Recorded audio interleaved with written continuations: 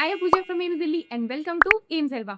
सबसे पहले तो जिन भी बच्चों को राउंड फर्स्ट में अपना ड्रीम एम्स मिल गया है, फिर कोई भी एम्स मिला है, देन मेनी मेनी कॉन्ग्रेचुलेशंस, आपने अपना ड्रीम अचीव कर लिया है। और जो सेकंड राउंड का वेट कर रहे हैं उनको भी बिल्कुल निराश मत हो, आपको जल्दी से एम्स मिल जाएगा, ठीक है। अब जिन भी बच्चों को कॉलेज मिला था उनका सबसे ज़्यादा डाउट ये होता है कि दीदी अब हमें रिपोर्टिंग कैसे करनी है, डॉक्यूमेंट्स क्या-क्या चाहिए होंगे, कब रिपोर्ट करना है, ओरिजिनल डॉक्यूमेंट्स चाहिए या फिर फोटोकॉपी चाहिए, हॉस्टल अवेलेबिलिटी, इतने सारे डाउट्स होते हैं ना बच्चों के। तो इस वीडियो में मैं आपको सारे डाउट्स आपके क्लियर कर दूँगी, क्योंकि जब मैं यहाँ पे फर्स्ट टाइम आई थी ना, तो मुझे खुद को इतने सारे डाउट्स थे और मैंने भी बहुत सारी यूट्यूब वीडियोज़ से ही सर्च करा था। सो इस वीडियो में मैं आपको कंप्लीट डिटेल बता दूँगी, फ्रॉम सीट अलॉटमेंट से लेके और पूरा आपको कॉलेज तक आने तक का पूरा एडमिशन प्रोसेस बताऊँगी। तो वीडियो को एंड तक देखना। एंड जो भी बच्चे 2027 की प्रिपरेशन कर रहे हैं गाइस, आप लोगों ने है ना, जो इस बार जो फर्स्ट राउंड की कट ऑफ है उससे देख के ये तो पता कर लिया होगा कि कितना ज़्यादा कंपटीशन बढ़ गया है। जनरल कैटेगरी में ओनली 48 रैंक तक ही आपको है ना जो इस दिल्ली मिला है। इस कंपटीशन वाले एरा में अगर आप ये सोचो कि आप है ना खुद से सब कुछ कर लोगे बिना बैच के लिए, तो बहुत ज़्यादा डिफ़िकल्ट होने वाला है। आई विल रिकमेंड कि आपको है ना नर्सिंग टू नॉर्सेट का बैच ले लेना चाहिए। उनका एक इन्फिनिटी बैच है, संकल्प इन्फिनिटी, और एक संकल्प बैच है। जो इन्फिनिटी बैच है उसका लेने में ये फ़ायदा है कि आपको है ना जो सारे और बैचेज़ हैं वो उन सबका एक्सेस मिलता है। आपको जो टीचर्स हैं वो लाइव लेक्चर्स लेते हैं। उसके साथ-साथ में आपको क्लास नोट्स मिलते हैं, क्लास के टेस्ट मिलते हैं, वीकली टेस्ट अलग से होते हैं, फॉर्मूला शीट्स मिलती हैं, और आपको अगर कोई डाउट है तो डाउट सेशंस होते हैं। आप अपने डाउट्स टेलीग्राम ग्रुप पे, व्हाट्सएप ग्रुप पे अच्छे से टीचर से पूछ सकते हो, टीचर्स अच्छे से रिप्लाई करते हैं। और सबसे इम्पोर्टेंट चीज़, पहले हिंदी मीडियम वाले बच्चों को ये दिक्कत होती थी कि दीदी हम हिंदी मीडियम वाले हम कहाँ से लें? लेकिन अब नर्सिंग टू नॉर्सेट का हिंदी मीडियम और इंग्लिश मीडियम दोनों में बैच अवेलेबल है। तो आपको अपनी प्रिपरेशन के लिए अब आप कहीं जाना नहीं पड़ेगा। एक जगह आपको सारी चीज़ें मिल रही है, आप एक प्रॉपर बैच लो और फिर उसके बाद में अपनी प्रिपरेशन स्टार्ट करो। और आप लोगों के लिए एक गुड न्यूज़ और है कि अभी इंडिपेंडेंस डे सेल चल रही है, तो हर बैच पे 250 रुपीज़ का ऑफ मिल रहा है। तो इतना अच्छी बात है ना कि आप कम प्राइस में बैच भी ले रहे हो और अपनी प्रिपरेशन स्टार्ट कर रहे हो। तो आई विल रिकमेंड कि आपको नर्सिंग टू नॉर्सेट का बैच लेके और अपनी पढ़ाई स्टार्ट कर देनी चाहिए। जिन भी बच्चों को फर्स्ट राउंड में सीट अलॉट हो चुकी है और जो सेकंड राउंड में सीट अलॉटमेंट का वेट कर रहे हैं, गाइस अब आप लोगों को 3 चीज़ों का बहुत ध्यान रखना है। सबसे पहली चीज़, आपको जो डेडलाइन दी गई है 11 अगस्त से 17 अगस्त तक की, इसी बीच में आपको कॉलेज में आके रिपोर्ट करना है। अब रिपोर्टिंग क्या होती है? रिपोर्टिंग का मतलब होता है कि जो आपको कॉलेज मिला है, कोई भी एम्स आपको जो मिला है, वहाँ पे जाके आपको अपने डॉक्यूमेंट वेरिफिकेशन कराने होते हैं। डॉक्यूमेंट वेरीफाई कराने के लिए आपको उस एम्स में जाना है और अपने जो ओरिजिनल डॉक्यूमेंट्स है वो लेके जाने हैं। अब सेकंड चीज़ होती है कि आपको डॉक्यूमेंट्स क्या-क्या लेके जाने हैं। डॉक्यूमेंट्स के लिए देखो मैं पूरी लिस्ट बना के लाई हूँ, आपको क्या-क्या डॉक्यूमेंट्स चाहिए। सबसे पहले आपको 10 और 12th की मार्कशीट चाहिए। फिर सेकेंडली आपको ऑफर लेटर चाहिए, जो ऑफर लेटर आपके पास में आया है उससे ये चाहिए कि आपको ये वाला एम्स अलॉट हो गया है। थर्ड, सीट एलोकेशन स्लिप चाहिए। फोर्थ, रजिस्ट्रेशन स्लिप चाहिए, और रजिस्ट्रेशन स्लिप अभी आपके पास नहीं है तो आप है ना अभी भी जाके एम्स के पोर्टल पे जाके अपना एप्लीकेशन नंबर ये सब डालोगे तो वहाँ पे समरी स्लिप के नाम से आएगी, तो वहाँ पे आप उसे डाउनलोड कर लेना, उसे प्रिंट आउट निकलवा देना। फिफ्थ, आपको एडमिट कार्ड चाहिए अपना।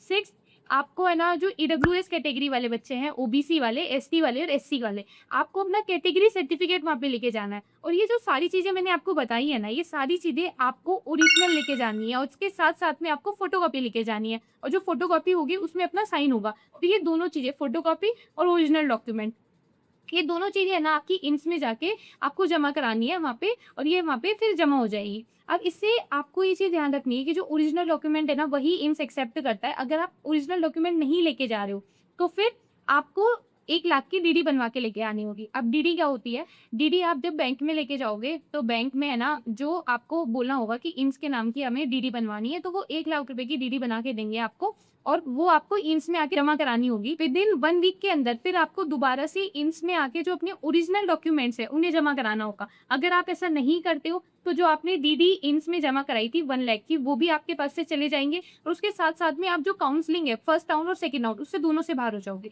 अब बच्चों को ये डाउट आता है कि जो दीदी हमें कॉलेज मिला है, वो कॉलेज हमें नहीं चाहिए, हमें है ना अपग्रेड कराना है, तो अपग्रेडेशन में आप क्या करोगे? अगर आपको कॉलेज अपग्रेड नहीं कराना है, आपको जो कॉलेज मिला है, आपको वही कॉलेज रखना है, तो आप ऑप्शन नंबर 1 फिल करोगे। जैसे मान लो किसी को एम्स दिल्ली मिला है और उसे एम्स दिल्ली ही लेना है, उसे कहीं और नहीं जाना है, तो ऑप्शन नंबर 1 लेगा। लेकिन अगर किसी को एम्स ऋषिकेश मिला है और उसे एम्स दिल्ली चाहिए, तो वो ऑप्शन नंबर 2 सेलेक्ट करेगा। इसमें ये होगा कि एक बार आपको डॉक्यूमेंट वेरीफाई एम्स ऋषिकेश में ही जाके कराना होगा। लेकिन जब सेकंड राउंड में आपको आपका अपग्रेड हो जाता है कॉलेज, तो आपको एम्स दिल्ली नहीं आना वापस अपग्रेडेशन के लिए, या फिर आपको है ना डॉक्यूमेंट वेरिफिकेशन के लिए एम्स दिल्ली नहीं आना फिर। आपका डॉक्यूमेंट वेरीफाई अपने आप हो जाएगा। एम्स ऋषिकेश से एम्स दिल्ली इंटरनली है ना आपके डॉक्यूमेंट चले जाएँगे। बस आपको फिर यहाँ पे वापस आना होगा फॉर हॉस्टल के लिए और मेडिकल इन सब के लिए, ठीक है? अब जब आप रिपोर्ट कर लेते हो तो थर्ड चीज़ होती है आपका मेडिकल होता है। अब मेडिकल में बच्चों को डाउट आता है कि मेडिकल में क्या-क्या चीज़ें होती हैं।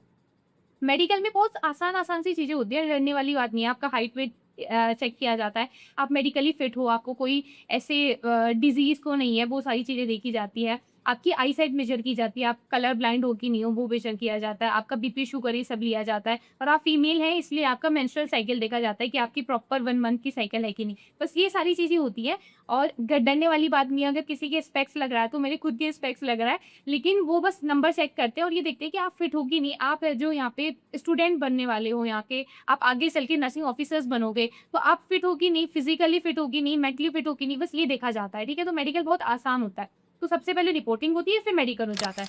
फिर आपके पास में हॉस्टल अलॉटमेंट को लेके ईमेल आएगा एम्स की तरफ से। उसी ईमेल पे आएगा जो आपने ईमेल स्टार्टिंग से आपकी चल रही है, उसी ईमेल पे आपके पास में आएगा कि आपको है ना हॉस्टल के लिए कब आना है। तो इस टाइम पे ध्यान रखना कि आप है ना इन चीज़ों को लेके एक्टिव रहना थोड़े से, क्योंकि कई बार क्या होता है कि बच्चे है ना ईमेल चेक ही नहीं करते हैं और उनका टाइम निकल जाता है। अब तो जब सीट मिली है तो आप एकदम एक्टिव रहो तो ना तब तक जब तक है ना आपको कॉलेज मिले, क्योंकि ये प्रोसेस बहुत इंपॉर्टेंट होता है। बीच वाले प्रोसेस में अगर आपने एक भी स्टेप मिस कर दिया ना, तो आप अपनी सीट गँवा दोगे और उसके साथ-साथ में आप सेकंड राउंड में भी नहीं आ पाओगे। एम्स दिल्ली में ऐसा है कि हॉस्टल कंपल्सरी है। अगर आप दिल्ली वाले हो, तो भी आपको एम्स दिल्ली के हॉस्टल में ही रहना पड़ेगा। आप संडे, सैटरडे अपने घर जा सकते हो, लेकिन hostel is compulsory in AIIMS Delhi में। एम्स दिल्ली का इसलिए बोल रही हूँ क्योंकि मैं पूरे एम्स दिल्ली में पढ़ रही हूँ, लेकिन जहाँ तक मुझे पता है कि हर एक एम्स में ही हॉस्टल कंपल्सरी है। अब ये हो गई हॉस्टल वाली बात, तो ये पूरा आपका प्रोसेस चलता है, और जब आप यहाँ पे आओगे, उसके बाद में है ना जो स्टार्टिंग में आपको सीनियर्स जो पहला जो 1 महीना होता है, उसमें टीचर्स भी आते हैं एम्स दिल्ली में, और सीनियर्स भी आपको गाइड करते हैं। और ऐसा कुछ नहीं है कि रैगिंग ये सब होता है, कुछ नहीं होता है। एंटी रैगिंग प्रोग्राम्स चलते हैं, तो इतना कुछ डरने वाली बात नहीं है, सब कुछ अच्छा होता है। सीनियर्स आपको बहुत हेल्प करते हैं। अगर आप अच्छे से रहोगे, तो सीनियर्स भी बहुत अच्छी तरह आपसे हेल्प मतलब आपकी हेल्प करते हैं। एंड ऑल द बेस्ट जिनको भी एम्स दिल्ली अलॉट हुआ है, और जिनको और सारे एम्स भी हुए हैं, ऑल द बेस्ट, जल्दी से आ जाओ। जो एम्स दिल्ली वाले हैं वो जल्दी से आ जाओ, फिर मिलते हैं। एंड कोई भी डाउट हो तो आप कमेंट सेक्शन में पूछ लेना। उसके अलावा मैं टेलीग्राम ग्रुप और इंस्टा आईडी दोनों का ही लिंक डाल दूँगी, तो आप मुझसे पर्सनली भी वहाँ पे मैसेज कर सकते हैं। I will reply on it. And 2027 वाले बच्चों के लिए guys, be motivated, be focused. यहाँ से मोटिवेशन लो, आपको भी जल्दी से एम्स दिल्ली आना है।